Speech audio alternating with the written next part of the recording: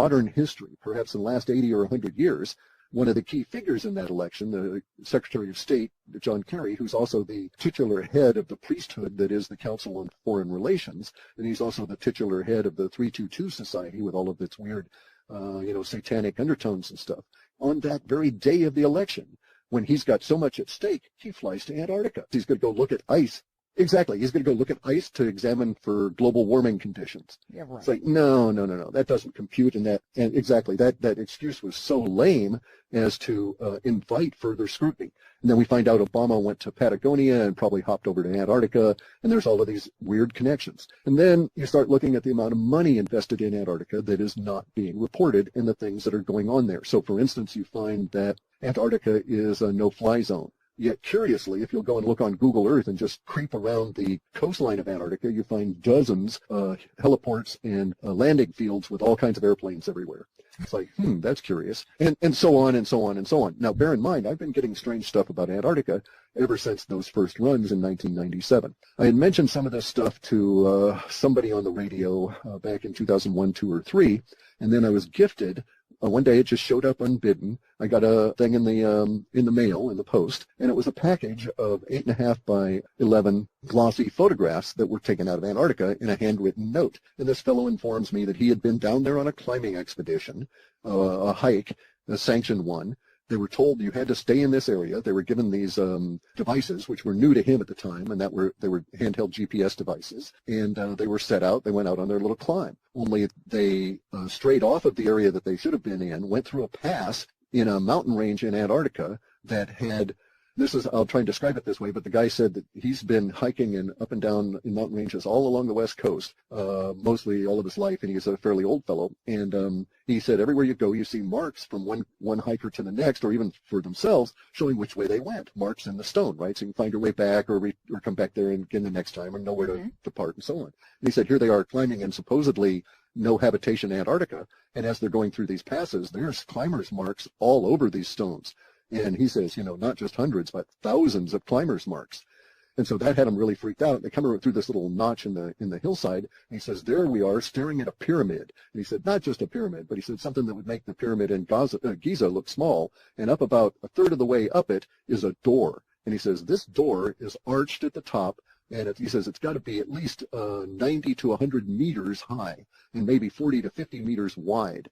And they were just hiking towards it, had come down out of the pass, were hiking towards it across this plain when they were scooped up by the British forces and summarily hauled off the continent. But he had photographs that he was able to smuggle out in his boot. And he had those. He was in Europe when he did this, got the photographs developed, made copies, and mailed them to me. And I have a little bit more information from him, not very much. And then, on his death, I'm allowed to say who he is and provide details. But at that point, I don't know that it'll be pertinent because maybe all this stuff will come out before that. Yeah, when you go to Google Earth and you're doing this, you're never allowed to see New Schwabenland. They've blanked that out. So you're not seeing everything. You're seeing stuff that they don't have the time to cover up is basically what it amounts to. Because they won't show you any of the area that the Germans claimed in the 1930s and 40s as their territory in Antarctica. If you go to Google Earth, you're being presented with an overlay image of that area that's just nothing but a big ice block that's taken from the lower quadrant on the photo and then simply replicated. So they're covering something up in there. So now, do the people that are in Antarctica, actually, are they allowed to go over New Schwabenland? Do they know what's going on with the German or the Nazi base there? I don't know. We get some stuff, okay, but it's going to come through kind of weird because what we get is we get an emotional value that is basically like gold on steroids, okay? The emotional value I get for gold has particular emotional components within our multi-dimensional array, and we get those same values, and so what I've come to call this is precious technology because it's not precious metals, it's not a treasure per se. And there are many references to gold. There's many references to gemstones and silver and this kind of thing. But those are all in a minimalistic state relative to the technology that is showing up within the data set. So the data sets are suggesting that we will come out and view whatever has been found in Antarctica as precious technology. And we'll hold it in as high esteem collectively as humans as we hold gold in as high esteem. All of these various different major areas that we're really lacking in. Which is, the economics of the energy and an effective medical system and so on. And actually, it was the medical system that was sort of weird because that showed up, maybe maybe a year ago, started getting some hints out of the Antarctica sets that we're going to look at some sort of a major rethink. And so actually a lot of the stuff that we see showing up is going to be about how we're all going to have to internalize and re-understand and grapple with who we are as humans in the greater sense of what humanity is and where it is now and where it's come from. So there's a lot of that. So now there's also a lot of the fear sets are going to that. So that you can see that there are indeed a lot of individuals that represent the height of the power pyramid at the moment that are very much afraid of what's going to happen to their power pyramid when this knowledge comes out. Regardless of how we deal with that knowledge later on, there's a lot of people that are just afraid of the knowledge itself. There's a broader motivation there, and that broader motivation is the intense self-interest of the people at the top, because they don't want this knowledge to come out because they're instantly disenfranchised. It's like Bitcoin for the mind, if you will, right?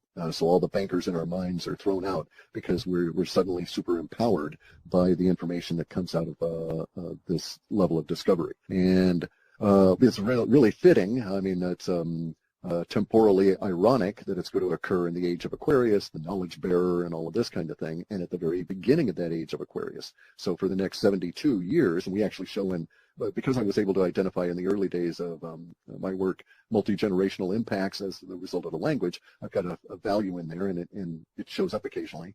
And we're going to have some multi-generational impacts that will go on out at least 5 generations.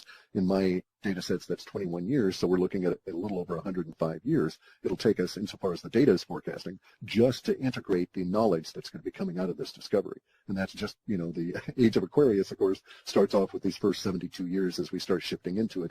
And that was like as of, I think, last year. And I doubt seriously that we've got, as a species, that we've got that time unless we start making some really appropriate decisions now. We wouldn't make 150 years because we've got, we're dependent on agriculture. Our agriculture is under stress. It's failing us now because we've been in denial about the true state of our climate. We're actually going into an ice age in 2015, and it was the very first one of significance, but 2016 was the second and basically undeniable winter here in which we lost food crops to the extent that we had to shuffle and redistribute food around the planet.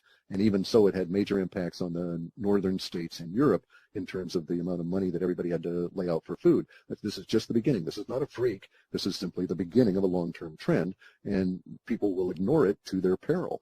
So next year, you can anticipate anybody north of latitude 30 will have a certain risk of paying 5 or 10 times what they need to or have in the past for fresh vegetables, because we will have another crop failure on the order of what occurred in this winter in southern Europe. It may strike in North America next year, or it may strike in Europe again. There's just no way of knowing. It may hit Asia, but we will experience it, and it's just going to be ongoing year after year after year. The real beginning of the ice age can be technically thought of as 2024 with a walls of ice kind of thing, not really getting moving until 2030. But we're into it now, and so we've got those number of years to prepare for this, and it's kind of like we need to face it. We need to look at it, get real about it, or we're not going to make it. First effect we'll notice is that your food prices are going to go up, and then you'll notice that their food availability is going to go down. You'll have real trouble sometimes getting particular kinds of food. And then over the course of years, that real trouble getting certain kinds of food will eventually get into a state of real trouble getting any food unless you make preparations for it. And this will be true at an individual level, but it'll also be true at a collective level.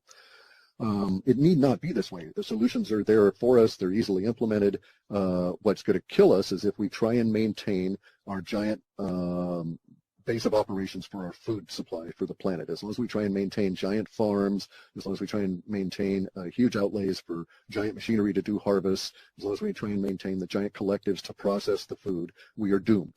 We won't be able to sustain that over the long term. In the Maunder minimum, which was 400, okay, yes, our data shows an ice age. Yes, the data has shown an ice age from 1997 when I first started putting in started getting results out of the internet. But I started checking on whether or not we could even realistically get into an ice age when all these people started freaking out about global warming and started running around with what I just discerned as the warmest talking points. And at that point, I discovered that no, we can't go into global warming. It's never happened in all of Earth's history. We're facing right now we're in a maximum solar cycle sunspot, and yet we have no sunspots. We're about to go into the solar minimum, which is the 11 years from 2022 onward, and we'll be into a minimum that will be lower than any of the other minimums, probably back to the Maunder minimum, and that was 420 years ago. The Maunder minimum was a period of time of great cold where people could skate, ice skate on all the canals in Europe and all the rivers in Europe. It was that cold every winter. The Germans had to shift from wheat and seed production to under the ground crops just to be able to get enough food to survive. There was migrations of huge levels of people throughout Siberia and Mongolia down into the warmer realm. And this was just a bare minimum. This was not a real ice age per se. And that 420-year cycle is part of a cycle that we're going through now. We're going to go through the same effects, the same things that caused the Maunder minimum. We're going to cause our ice age at the moment, and that is the movement of Jupiter and Saturn relative to each other is causing the orbit of the Earth to bulge out slightly, because these two planets, which are usually opposite each other, are ever so slightly closer together, and so they're pulling us out of our cycle and adding hundreds of thousands of miles to our orbit, which is going to take us away from the sun, just as the sun, unknown, we have no way of knowing what is causing it, is actually weakening. So our sun is losing its temperature from 5,000 degrees Kelvin, heading down to about 3,000 degrees Kelvin. For us, it'll be about a 60% reduction in overall solar energy, but for the kind of energy that we get to grow plants, it's really only going to come out to about a reduction of about 1/8 of the energy between now and 2030. So over that period, though, that 1/8 of an energy reduction in energy is going to really impact crops, especially at those areas of the planet in the northern latitudes where that energy doesn't come in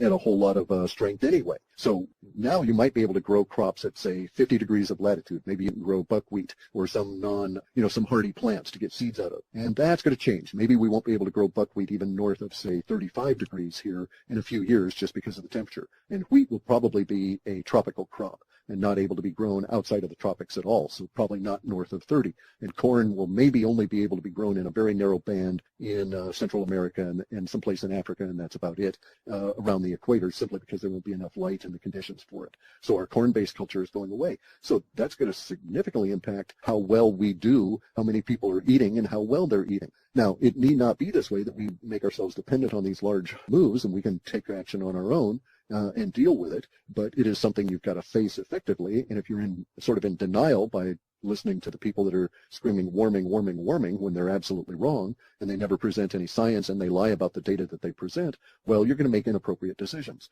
Now, why they want to do that is anybody's guess. I don't go into that. I just note that it's occurring and that, oh, by the way, they're wrong. The effective range I've got is on our long-term data that I determined way back in 97 was between 19 months and about, say, 36 to 38 months. So about twice the full range of that. I get some hints. And it's quite accurate to say that as we mess about in the data here, the further out you get, the fewer clues you get as to what's going on. And so within the longer term data, you get to a point where any interpretation simply is just too unreliable because there's just too few words. So no, I don't have an answer to that. There's no melting whatsoever in the North Pole. And in fact, the Russians have got two of their best icebreakers trapped at the moment and won't be able to get them free until we move well into March. And it's been trapped for a number of months. And in fact, the ice levels, in spite of what it's saying here in the Western republics, the USA population and stuff, in spite of all the media you're hearing, there's been no melting of ice in Antarctica and in the Arctic that is in any way significant. And in fact,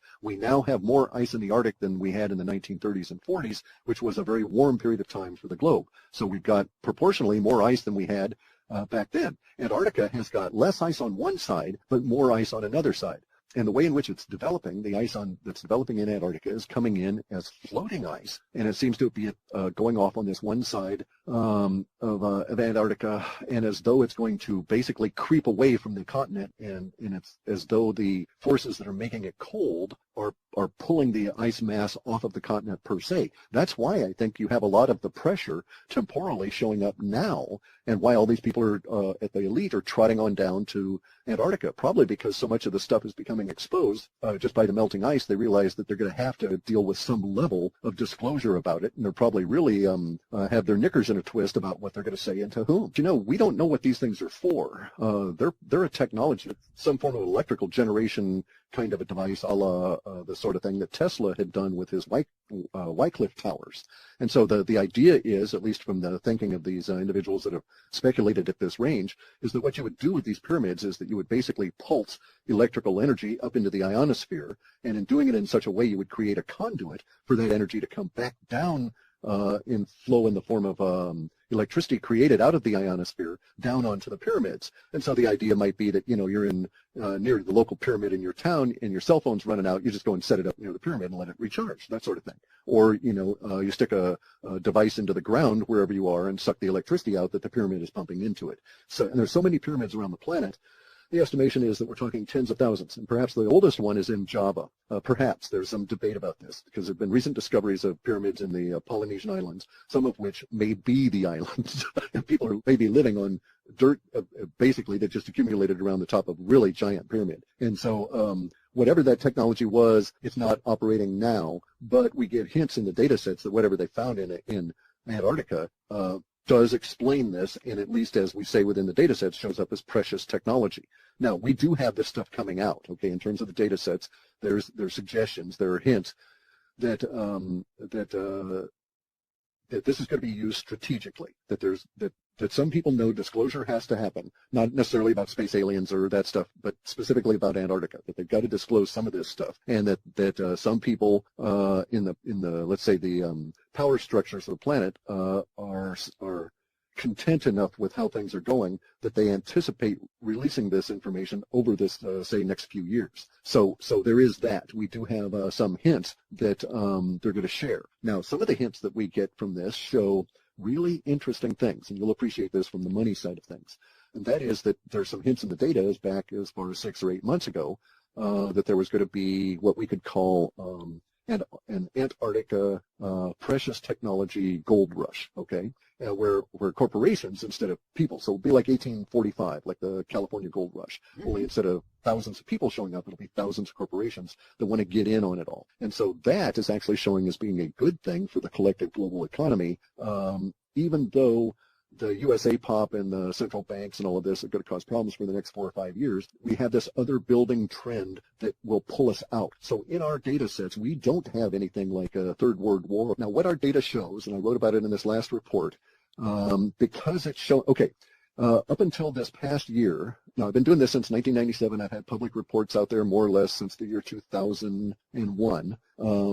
And since in all that time, I've never bothered to screw around with trying to forecast any of the things related to politics or presidential elections or anything, because there was no nuance involved, and it all was, pretty much as far as the data sets, it was just all these people were being deluded into going and voting to pick people that have already been chosen anyway.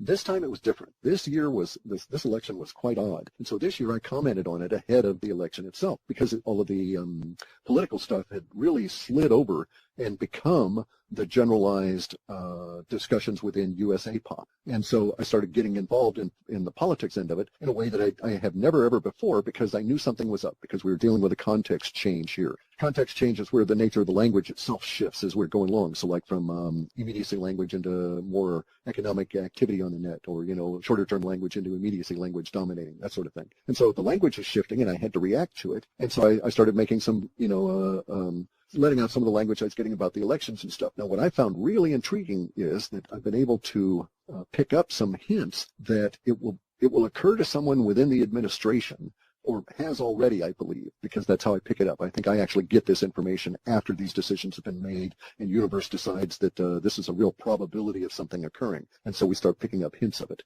But some of the things we're getting hints of is the idea of a third force. And so I phrased it as strategy 3 in this last report. And so it's my supposition, and what the data seems to be suggesting is that sometime, maybe in the midst of our chaos that's going to appear economically over midsummer through fall, sometime in there, it will occur to somebody to release the information about Antarctica as a way of derailing the opposition at that time, as a way of yanking the rug out from underneath their feet and totally changing the nature of the game, if you will, up-leveling the whole game into an entirely different game. So it's as though you're doing Pokemon, and all of a sudden you up-level and you find yourself in, space alien or hunt for space alien progenitors. What we get is the emotions first, okay, because that's how it all works, is through this emotional reduction engine I've got. So I get these quantifiers for the emotion, and then I start tracking down the language and hunting out the language that's actually appearing. So I do get that sense. I get the sense,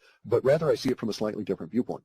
And that is, I get the sense that they're faced with real problems that they actually have to deal with. And on top of that, they've got these buttheads that are trying to bog them down and derail them and prevent them from succeeding. And the idea at that point is that, oh, well, look, all the butt heads would go away and all their power would be removed if half of all their people suddenly discovered that everything they'd been told was a lie, and that all this new information is factual, and that their entire operating premise for their viewpoint of themselves as humans and all of this stuff on the planet is so profoundly different that all these people are simply going to have to think about this for months, and they'll never ever be able to go back to what they were doing in the past just because it's such a shock. So this would be like the equivalent.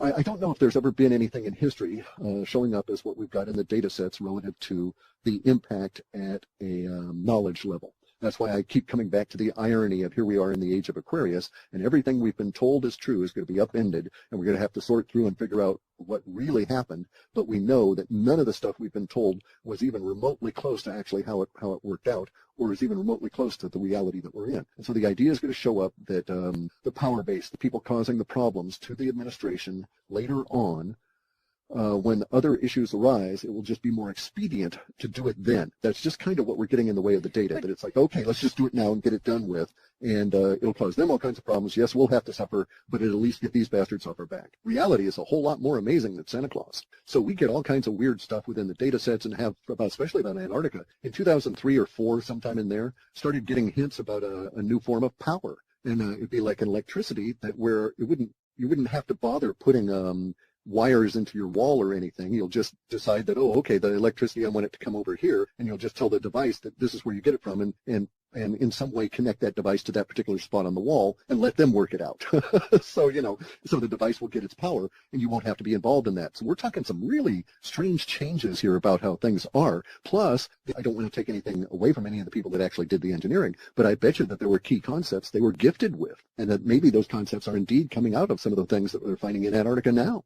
We know, for instance, that we were on a particular path as a species, and that involved heavy investment in vacuum tubes. And all of that changed in 1947. Why? Well, shortly thereafter, shortly before the change, we had a spaceship crash, and that's when we learned about fiber optics, digital technology, and solid-state semiconductors, and we abandoned vacuum tubes as being too expensive. And the solid-state semiconductors were easily produced, and so on. And so our whole technological basis for our society changed in 1947 as a result of that. I wonder how much of the technological basis for our society in 2017 will be so radically changed that a few years from now we'll be able to say, aha, they were leaking this stuff out from Antarctica even then. Okay, so we have some hints, all right, because we're not close enough to enough of these events that they're falling into the immediacy data, and so we're dealing with short-term data, which is usually effective from the beginning of the 4th week away from when we talk about it, out to maybe the end of the 4th month. So, we're maybe, say, and then the error range is that same 4 months out. So we're looking at maybe something 8 or 9 months away, and so we don't get a lot of details, but we do get some hints of really strange stuff. So, and it's odd the way we get the hints, because we have hints of a new form of a,